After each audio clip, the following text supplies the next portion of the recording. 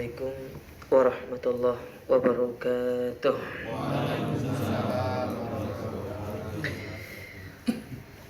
Alhamdulillahi ala ihsani wa syukru lahu ala taufiqihi wa amtinani. Wa asyhadu an la ilaha illallah wahdahu la syarika lahu ta'ziman li sya'ni. Wa asyhadu anna Muhammadan ad-da'i ila ridwani. Allahumma salli wa sallim wa ala alihi wa ashabihi wa ikhwani. Kaum muslimin wal muslimat, teman-teman yang semoga senantiasa dirahmati Allah. Alhamdulillah, puji dan syukur kita panjatkan kepada Allah Azza wa Jalla di kesempatan pagi hari yang berbahagia ini.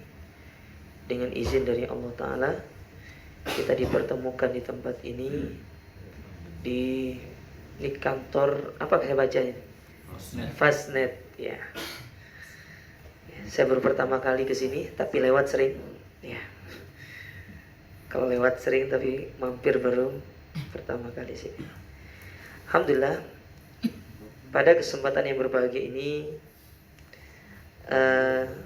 saya ingin sedikit mengingatkan kepada diri saya pribadi dan kepada teman-teman sekalian tentang salah satu hadis Nabi Shallallahu Alaihi Wasallam, yang mana hadis ini diriwayatkan dari sahabat yang mulia yang bernama Abu Ayyub Al-Ansari radhiyallahu taala anhu, yang mana hadis ini kata para ulama disebut dengan hadis yang hasan, berisi tentang wasiat yang diberikan oleh Nabi SAW ketika ada seorang yang datang kepada beliau meminta wasiat.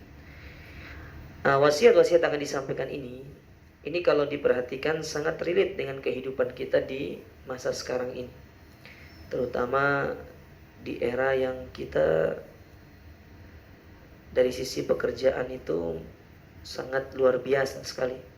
Mobilitas seorang pekerja itu sangat tinggi, ya, tetapi harus dibarengi dengan dia itu diberikan nasihat untuk selalu mengingat Allah Subhanahu wa ta'ala. Nah, oleh karenanya semoga apa yang akan disampaikan ini bisa bermanfaat untuk kita, untuk kehidupan kita, dan yang paling penting kita bisa mempraktekkan dalam kehidupan kita sehari-hari. Tapi disebutkan oleh Abu Ayyub Al-Ansari, beliau mengatakan, Ja'a rajulun ila Nabi sallallahu alaihi wasallam faqal. Pernah satu ketika ada seorang datang kepada Nabi. Ya, datang orang asing. Ya, bukan termasuk dari kalangan orang-orang yang tinggal di kota Madinah pada waktu itu. Kata orang ini, "Ya Rasulullah, alimni wa aujiz." Berikan aku nasihat, tetapi dengan nasihat yang ringkas. Jadi beri aku nasihat, tapi nasihatnya ringkas. Nah, maka Nabi SAW memberikan 3 nasihat. Yang pertama, idza kunta fi sholatik fasalli sholatan muwaddin. Apabila engkau melakukan sholat, maka sholatlah seperti orang yang mau berpisah. Yang kedua, wa idza takallam bi kalamin awala tatakallam bi kalamin ta'tadiru minhu ghadan. Dan janganlah engkau berucap dengan satu ucapan yang engkau akan meminta maaf di kemudian hari karena ucapan tersebut. Sedangkan yang ketiga, wa ajmil ya'sa amma fi aidin nas. Dan hendaklah engkau tidak iri terhadap apa yang ada pada manusia yang lainnya. Nah, ini 3 wasiat yang disampaikan oleh Nabi SAW. Tapi yang pertama disebutkan oleh Nabi SAW tentang idza qumta fi sholatik fasalli sholatan muwaddi. Kalau kalian sholat, sholatlah seperti orang yang berpisah. Nabi ketika menyebutkan tentang wasiat ini, tentang sholat, itu karena ibadah sholat adalah ibadah yang dilakukan setiap harinya. Kenapa Nabi tidak menyebutkan puasa? Kenapa Nabi tidak menyebutkan zakat? Tidak menyebutkan haji? Karena itu ibadah yang dilakukan 1 kali setahun, bahkan 1 kali seumur hidup. Kayak zakat sama puasa itu kan ibadah yang dilakukan 1 kali setahun. Kalau haji 1 kali seumur hidup. Tetapi kalau sholat itu adalah ibadah yang dilakukan 5 kali dalam sehari. Nah, maksudnya begini, nasihat ini Nabi itu ingin memberikan nasihat sama kita. Usia orang tuh nggak ada yang tahu. Ya, kehidupan seseorang itu nggak ada yang tahu. Mungkin teman-teman berpikir saya masih muda Ustaz, saya akan hidup lebih lama lagi. Kan saya masih 25, masih 30. Berarti kalau kita mengambil range usia yang pernah disebutkan oleh Nabi 60-70 tahun, berarti kan saya masih sangat jauh dari usia tersebut. Maka kita katakan ekspektasi manusia tentang hidupnya akan berapa lama di sini, ya itu tidak ada masalah.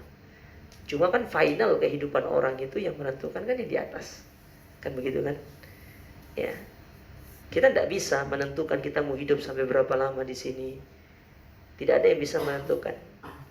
Ibarat kata kalau antum pernah, teman-teman pernah naik pesawat ya. Jadi boarding passnya itu sudah dicetak, tetapi secara time boarding sama seatnya itu tertulis standby dia. Standby itu artinya dia belum ada kejelasan waktunya kapan, tetapi kita sudah memegang tiket. Jadi kita sudah masuk ke boarding time, boarding room. Kita sudah masuk ke tempat untuk kita menunggu. Tinggal menunggu bahwasanya tiket ini akan dicetak ulang, keluarnya jam berapa, nomor kursinya berapa. Ya. Karena kadang-kadang kan pesawat itu seperti itu, ada standby time dia itu. Nah, kita ini sudah pegang tiket masing-masing. Cuma kapan kita berangkatnya, kapan pesawat itu akan take off, itu yang tidak tahu. Makanya Nabi mengatakan di sini, fasholli sholata muwaddi', seperti sholat orang yang mau berpisah. Kalau kita tarik dengan kondisi kita sekarang, ya di bulan Ramadan, maka berpuasalah seperti seolah-olah ini Ramadan terakhir kita. Ya. Maka saya katakan, Ramadan itu tiap tahun datang para teman-teman sekalian ya. Tiap tahun datang, 45, 46, 47. Cuma permasalahannya kan, apakah kita bertemu dengan Ramadan yang akan datang.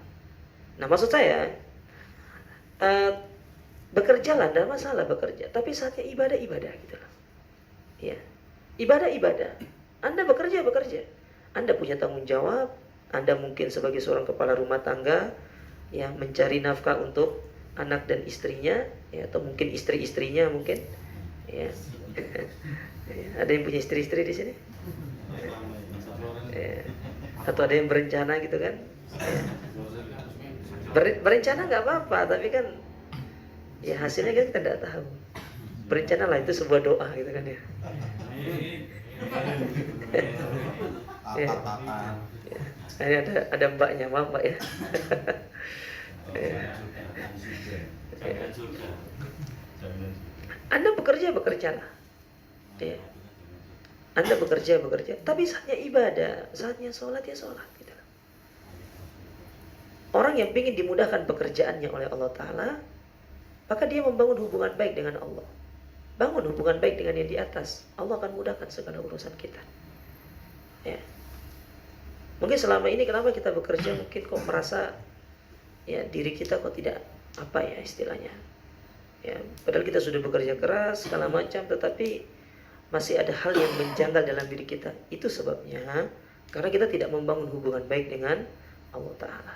Ingat, Islam itu tidak pernah menyuruh kita untuk tidak bekerja. Allah mengatakan, fantashiru fil ardh wabtaghu min fadlillah. Bertebaranlah kalian di atas muka bumi ini, cari keutamaan Allah. Tapi saatnya ibadah ya ibadah. Jangan saatnya sholat tetap bekerja. Dengar azan, tinggalkan dulu pekerjaannya. Setelah itu Allah akan mudahkan segala urusan kita. Yang tadinya mungkin ada customer lagi komplain sama kita ya, tetapi karena ingat, oh ini lagi azan, coba kita sholat dulu. Setelah itu customernya bisa jadi meredup sendiri dia. Kita nggak tahu. Ya. Apalagi kan saya katakan jenengan ini kan bergerak di bidang jasa, betul kan? Jasa itu kan tidak lepas dari yang namanya komplain. Jasa itu tidak berlepas dari komplain. Pengaduan customer, produknya seperti inilah, kadang seperti inilah. Nah, cara menghadapi itu gimana? Bukan dengan hanya saya sudah pengalaman Ustaz, bukan. Tetapi cara menghadapinya dulu dengan datang ke Allah, sholat, ya menghadap Allah Ta'ala, curhat sama Allah, ya Allah, aku punya customer seperti ini, gimana solusinya? Itu terdapat di dalam ibadah sholat itu. Ya. Coba tes. Bangun hubungan baik dengan Allah Ta'ala. Maka dengan demikian Allah Ta'ala akan memudahkan segala urusan kita. Nah, termasuk nanya puasa. Puasa itu tidak ada halangan untuk kita tidak bekerja. Karena sebagian orang bilang, saya puasa Ustaz, saya tidak usah bekerja. Saya bilang, dulu para sahabat itu perang loh. Perang mereka. Perang Badar itu, coba baca buku sejarah. Perang Badar itu terjadi pada bulan Ramadan. Para sahabat sedang puasa disuruh berperang dengan suhu derajat pada waktu itu hampir 50 derajat karena musim panas. Kita Surabaya gak ada apa-apanya. Kalau kalian pergi ke Saudi di musim panas, panas betul. Kalau musim dingin, dingin sekali. Ya, orang kalau nggak terbiasa dengan musim panasnya Saudi itu bisa pecah. Ini tumit itu pecah semua. Ya, saya berapa kali merasakan seperti itu, pecah. Ya, itu adem sehari atau apa itu tidak cocok kita. Nggak mempan. Ya, nggak cocok. Ya. Nah ini yang ingin saya nasihati untuk diri saya pribadi dengan teman-teman sekalian. Apalagi mungkin teman-teman yang di lapangan kadang-kadang lagi sibuk-sibuk mengerjakannya, tiba-tiba dengar adzan. Kalau memang pekerjaan itu sebentar lagi mau selesai, ya udah selesaikan dulu, setelah itu langsung sholat. Tetapi kalau pekerjaannya masih agak lama, izin dulu, saya pergi sholat dulu. Setelah itu balik lagi bekerja. Dimudahkan sama Allah Ta'ala. Yang tadinya buntu otak kita ini gimana cara nyambungnya, tapi selesai sholat itu tak tahu cara nyambungnya itu. Ya Allah Ta'ala yang berikan kemudahan. Nih, ini yang ketawa berarti pernah merasakan. Nih, betul tidak? Coba. Coba seperti itu. Saya sering gitu loh kan, berurusan dengan satu urusan. Dia pergi ke satu kantor, ya namanya kantor pemerintahan kadang-kadang sulit segala macam. Dengar ada, sudah sholat dulu.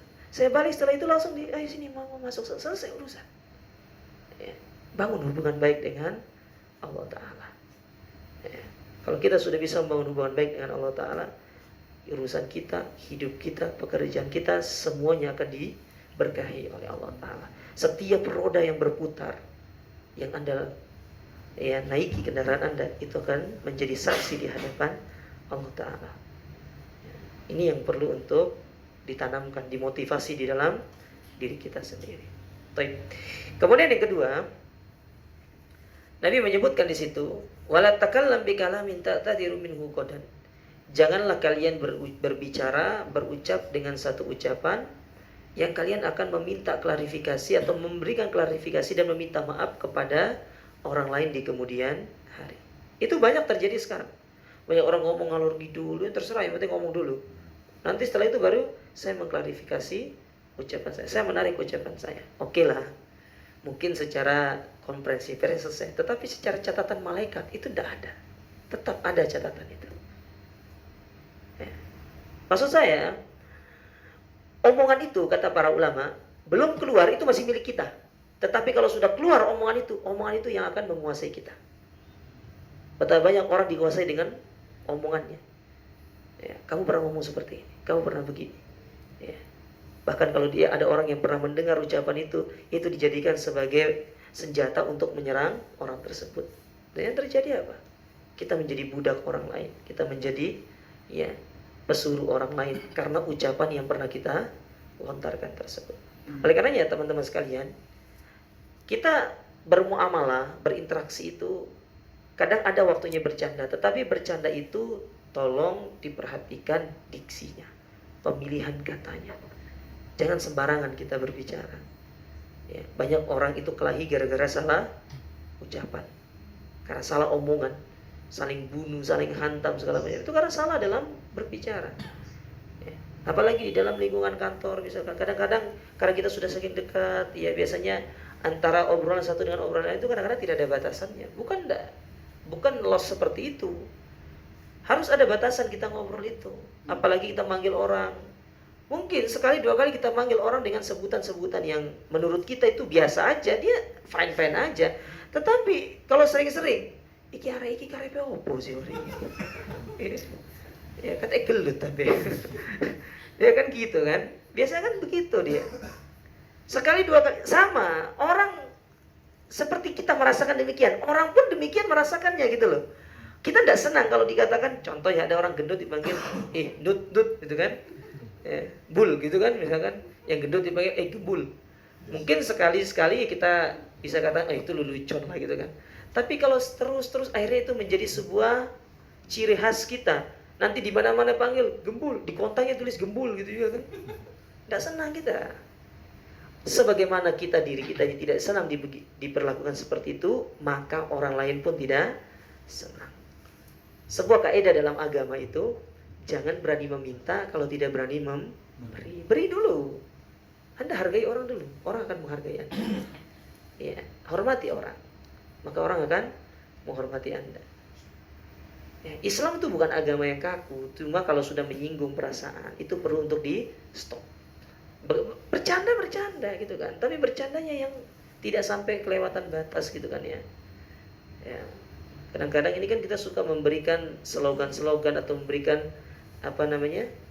inisial-inisial yang kurang baik, apalagi kalau sudah ngomong di grup misalkan ya. Subhanallah, ingat ya, ucapan tulisan itu hukumnya sama hukumnya, sama-sama akan diminta pertanggungjawaban di hadapan Allah Ta'ala. Orang banyak masuk api neraka itu karena salah dalam berucap. Salah dalam berucap. Dan ini sumber terbesar orang itu masuk ke dalam api neraka karena ucapannya. Ya. Kadang-kadang kita dapati juga sebagian teman-teman kalau ngomong sama orang tuanya juga ya, naudzubillah gitu kan. Kalau dalam taraf ranah yang masih wajar silahkan. Tapi kalau sudah berbicaranya sudah sampai pada kita merendahkan orang tua kita, itu tidak boleh. Jangankan itu orang tua, orang lain aja kalau kita ngomong itu tidak boleh kita merendahkan mereka, apalagi orang tua. Saya tuh heran gitu loh ya. Coba Anda sama customer bisa Anda lembut. Ya. Anda sama customer bisa lembut, apalagi yang jadi customer service itu. Ya, apa yang bisa kami bantu? Ya, mohon maaf atas. Tapi coba sama orang tuanya, sama istrinya. Dek, karena mau apa? Aku tak rabi mana.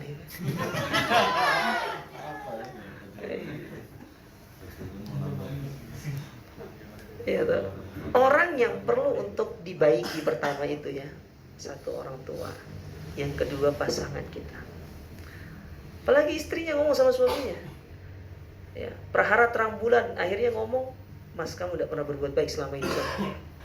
Kan biasanya ada istri tuh yang nitip sama suaminya, "Mas, tolong beli terang bulan ya, yang tempat biasa itu." Mungkin karena lagi macet, mungkin kan. Ya, orang macet itu bisa menyebabkan kelupaan. Ya. Jadi salah satu faktor lupa itu karena macet. Ya, benar atau tidak? Ya, macet itu. Sampai rumah, istrinya tanya, "Loh Mas, terang bulan ini mana?" "Ya Allah, lupa deh. Memang Mas itu selama ini gak pernah berbuat baik selama ini. Kamu tuh jahat." Ya, salah terus. Ya, salah terus. Kasihan para suami yang ngomong-ngomong seperti itu. Mungkin ada di antara teman-teman di sini seperti itu. Tutup ini.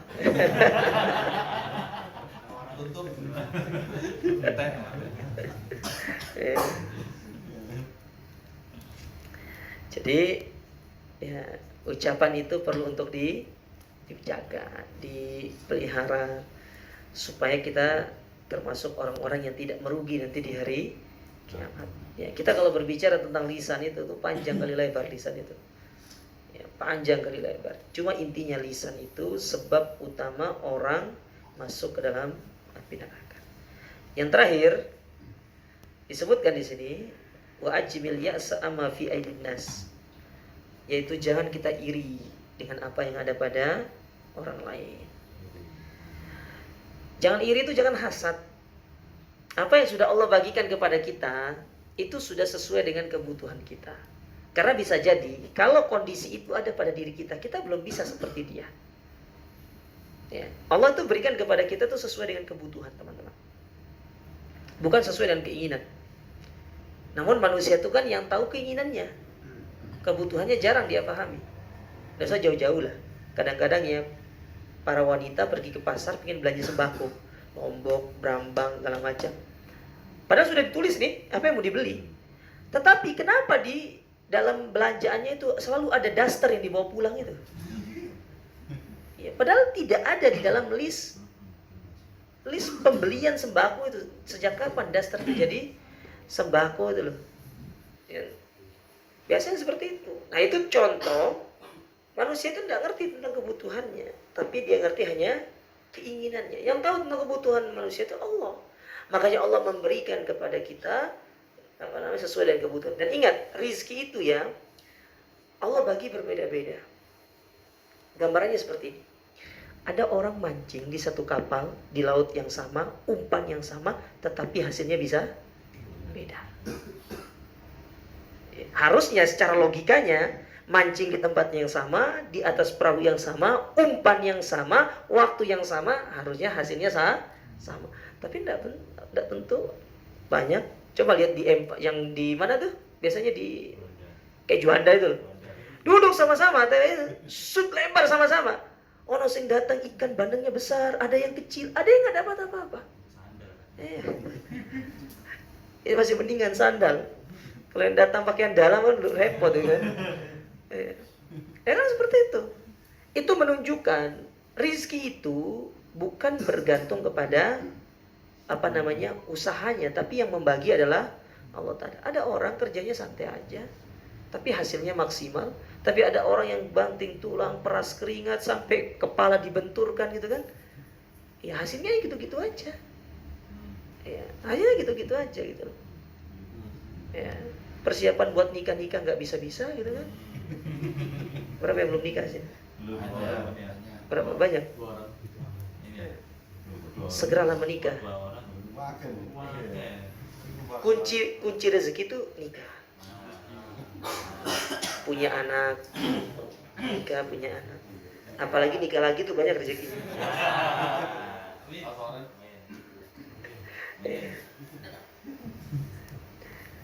Jadi tidak usah iri, tidak usah hasad sama orang itu. Ngapain kita hasad sama orang itu?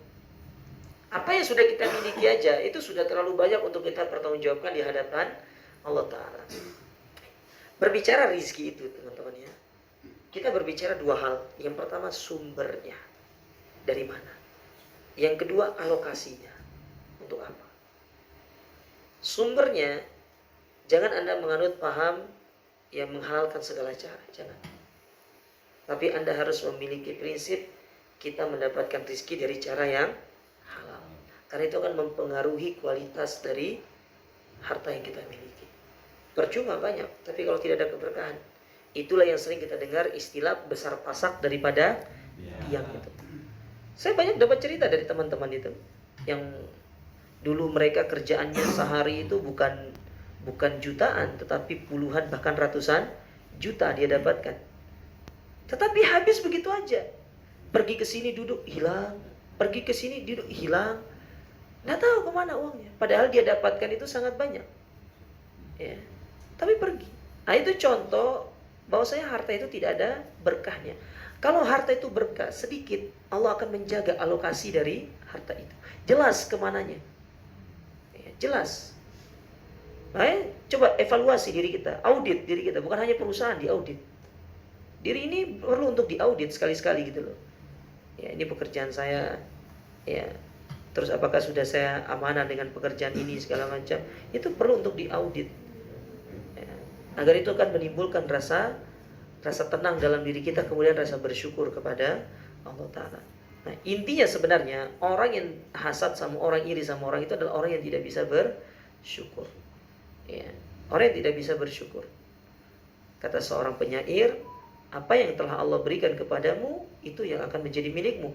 Sedangkan apa yang bukan menjadi milikmu itu tidak akan bisa engkau dapatkan. Andai kata kita tidak tahu rizki kita di mana, tenang, rizki itu yang akan mendatangi diri kita. Ya. Kita nggak tahu nih rizki kita di mana, kita cari dulu. Tenang, rizki itu yang akan mendatangi kita. Ya. Dia pasti akan tahu tuannya di mana.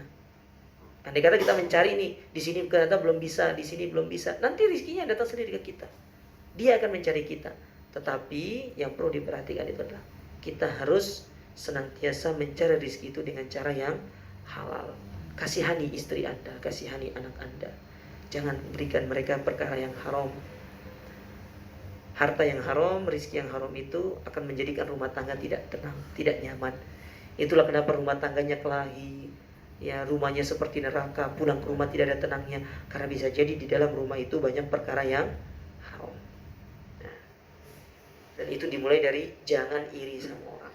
Karena sebab orang itu melakukan hal-hal diharamkan itu karena dia iri sama orang, dia lihat orang lain, dia pingin seperti orang tersebut. Akhirnya dia menghalalkan segala cara. Anda kalau lihat orang yang lebih daripada Anda doakan semoga dia dimudahkan untuk menggunakan harta tersebut dengan sebaik-baiknya. Ya, adapun untuk diri kita, kita bersyukur kepada Allah. Kalau memang Allah menghendaki kita menjadi orang yang memiliki harta yang lebih daripada yang kita miliki sekarang, itu akan tiba masanya Allah akan memberikan hal itu.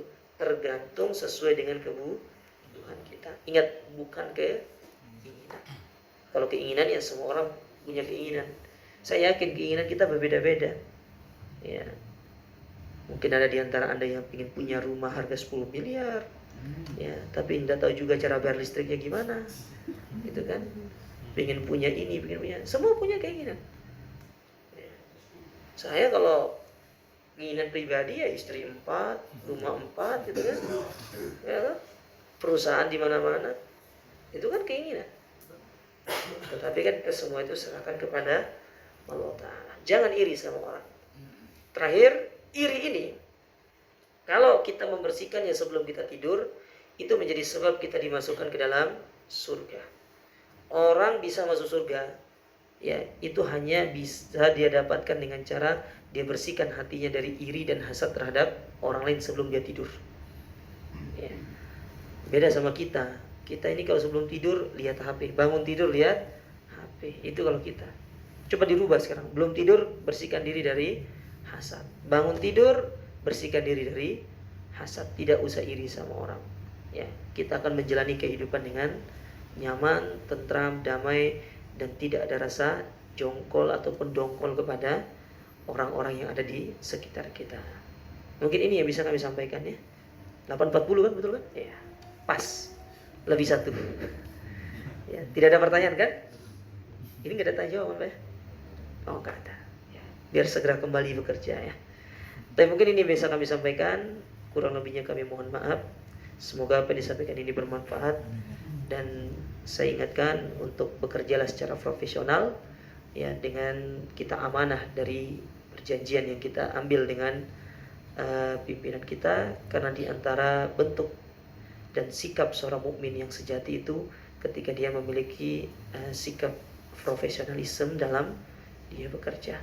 Dan ingat, ibadahlah ketika saatnya ibadah, bekerja saat bekerja. Semua itu akan dibantu oleh Allah Subhanahu wa taala. Mungkin ini bisa kami sampaikan. Aku lupa lihada. Subhanakallahumma rabbana bihamdika asyhadu an la ilaha illa anta astaghfiruka wa atubu ilaik. Wa akhiru da'wana anil hamdulillahirabbil alamin. Wassalamualaikum warahmatullahi wabarakatuh.